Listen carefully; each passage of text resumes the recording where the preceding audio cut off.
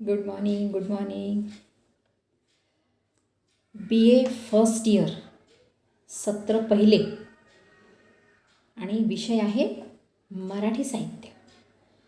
तर सत्र पहिले मराठी साहित्यामध्ये तुम्हाला तहान ही प्राध्यापक डॉक्टर सदानंद देशमुख यांची कादंबरी अभ्यासाला आहे.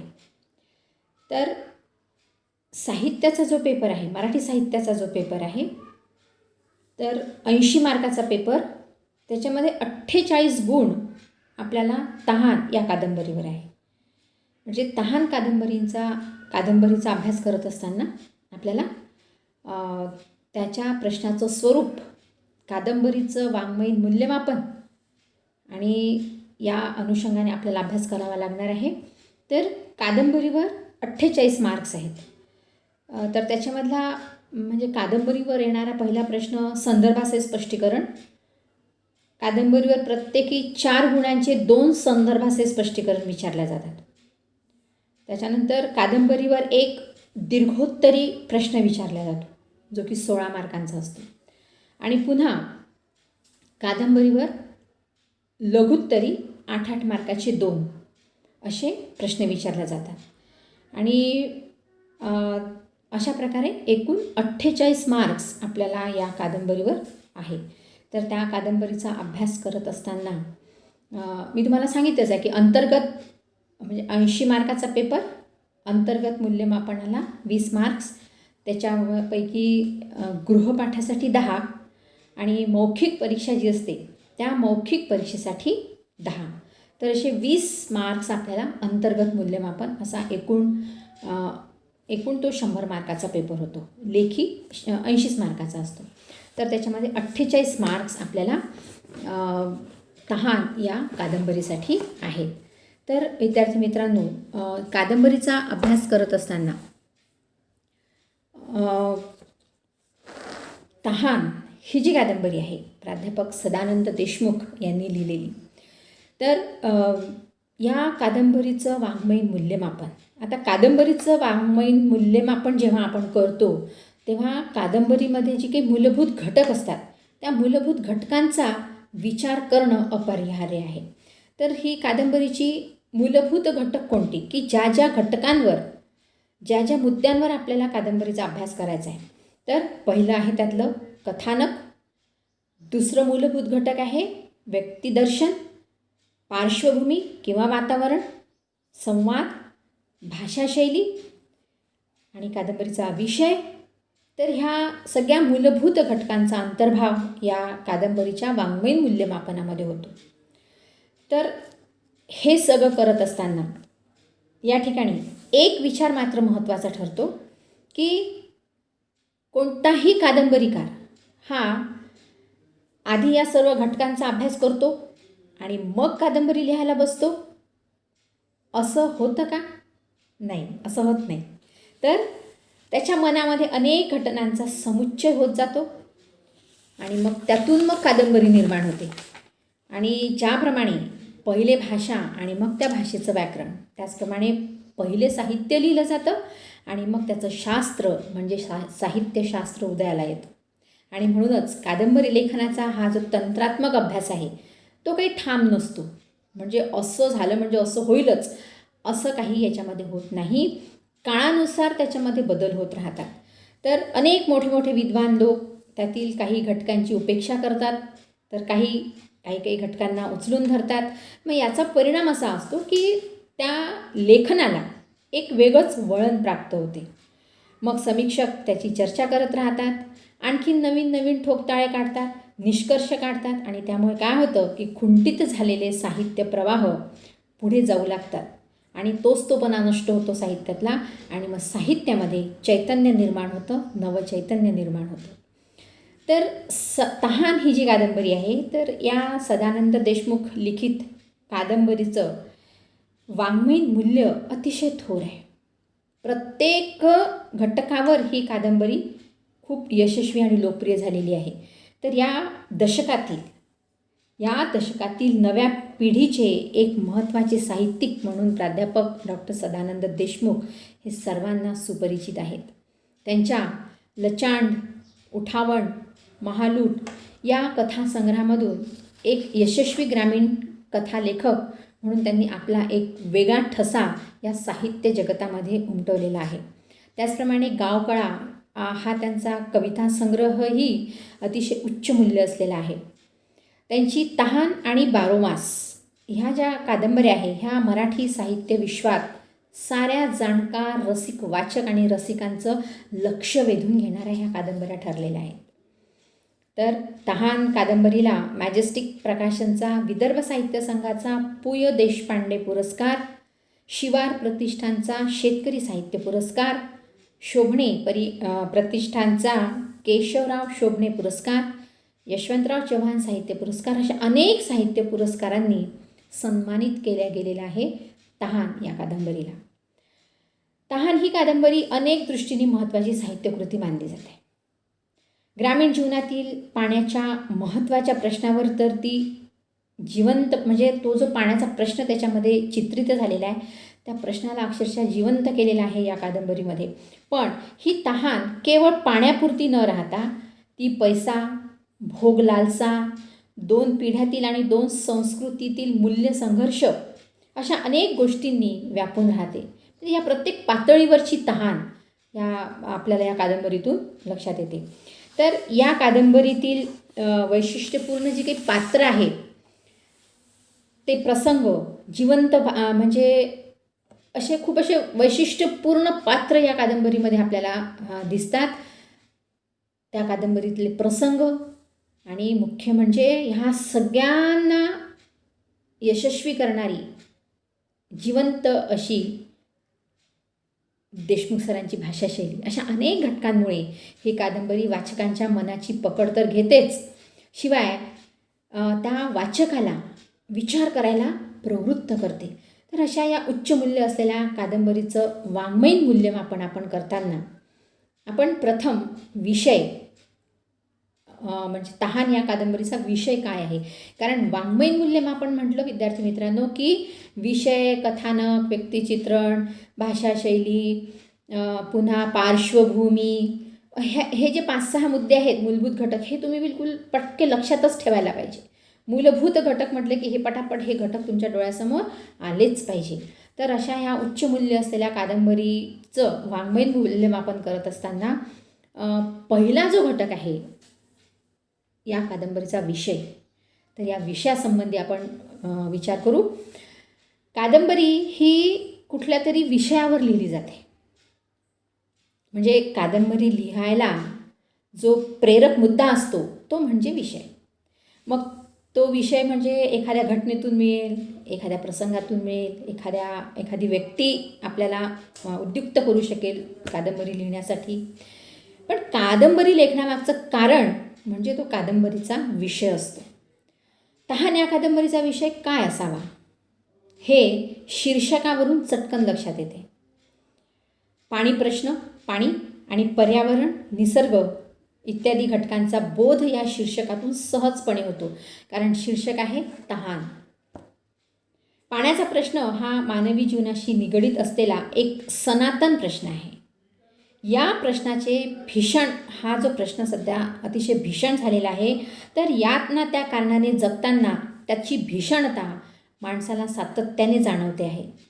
तहान या कादंबरीतून पाणी टंचाईमुळे होरपळलेले ग्रामीण जीवन प्रतिबिंबित झालेले आहे. ग्रामीण समाजाची उद्ध्वस्त अवस्था प्रभावीपणे साकार झालेली आहे या कादंबरीतून. आपला देश स्वतंत्र होऊन जवळपास 70-75 वर्ष झालेली आहेत. तरी भारतापुढील अनेक समस्या जशा आहेत तशाच आहेत. मानवाने अनेक शोध लावले, अवकाशामध्ये प्रवास केला, संगणक युग सुरू झालं, सर्व क्षेत्रामध्ये प्रगती झाली. पण पाणी समस्या मात्र तशीच आहे. उलट दिवसेंदिवस जास्त भीषण होत आहे. शहरातली गर्दी वाढते आहे आणि शहरातल्यापेक्षा तर ग्रामीण भागामध्ये ती भीषणता जास्तीच आहे फक्त.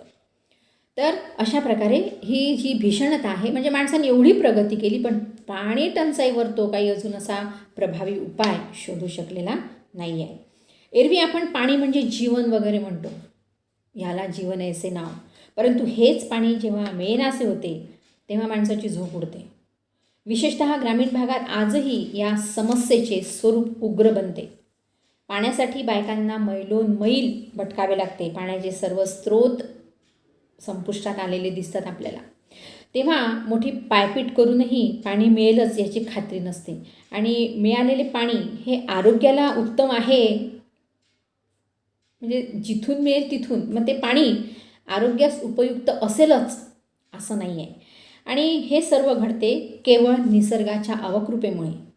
पाणी टंचाईने त्रस्त झालेल्या लोकांची मने होरपळून जात असतात आणि मग त्यांना मदतीची अपेक्षा असते, ती आपल्या लोकप्रतिनिधींकडून, आपल्या सरकारी योजनांकडून. परंतु स्वार्थी लोकप्रतिनिधी, आणि हे सगळं त्या कादंबरीमध्ये आलेलं आहे, परंतु स्वार्थी लोकप्रतिनिधी व सरकारी योजनातील भ्रष्टाचाराने त्यांच्या आशा मावळतात ग्रामीण भागातल्या लोकांच्या. गावामधील गावपुढारी, टगे, अडलेल्या त्रासलेल्या लोकांचा उपयोग मग आपली तुंबडी भरण्यासाठी करून घेतात. पाणी टंचाईमुळे केवळ माणसेच हैराण होत नाही, तर ग्रामीण जीवनातील अविभाज्य घटक, गावाचे शिवारातील शेती वैराण बनते. इथे तर माणसाच्याच पाण्याचा प्रश्न आपल्याला भीषण वाटतो. मग गाव शेती, बैल गुरंढोरं यांच्यासाठी पाण्याचं काय? तर त्या शिवारातील ती शेती मग वैराण होऊन जाते. गुरेढोरे, पशु पक्षी पाण्या वाचून तडफडू लागतात. या सर्व समस्यांचं दर्शन हा तहान कादंबरीचा विषय म्हणावा लागेल. अतिशय प्रभावीपणे आणि आपल्या मनाला, आपल्या अंतःकरणाला भिडणाऱ्या अशा त्या भाषेमध्ये सदानंद देशमुख सरांनी जिवंत केलेला अक्षरशः हा विषय या कादंबरीमध्ये. तहानच्या निमित्ताने सदानंद देशमुखांनी ग्रामीण भागातील अत्यंत नाजूक व महत्त्वपूर्ण प्रश्नाची चर्चा त्या कादंबरीमध्ये केलेली आहे. या सर्व चर्चेमध्ये कुठेही बेगडीपणा वाटत नाही, खोटेपणा, दिखाऊपणा बिलकुल नाही.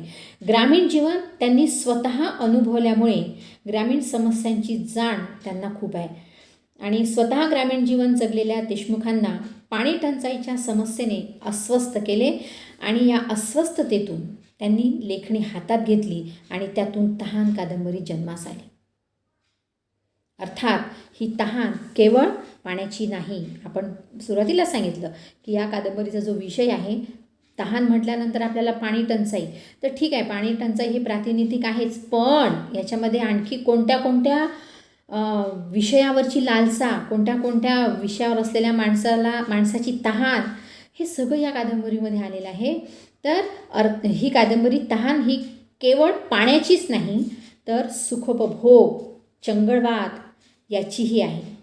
या कादंबरीच्या विषयासंबंधी स्वतः लेखक काय म्हणतात पहा.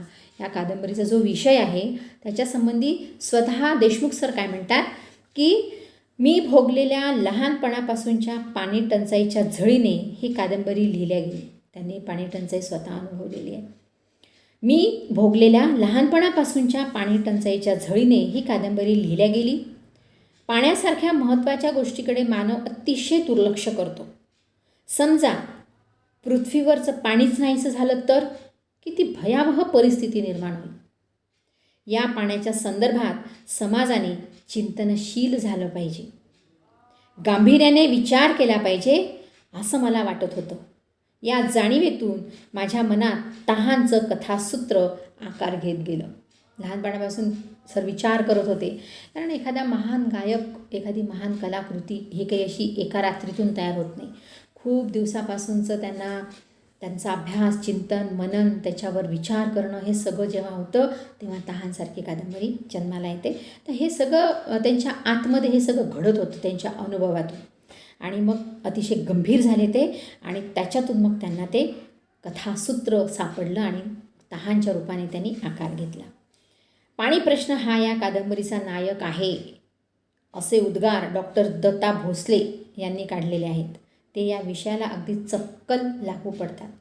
डॉक्टर दत्ता भोसले हे आपल्या एका ग्रंथामध्ये म्हणतात की पाणी प्रश्न हा या कादंबरीचा नायक आहे.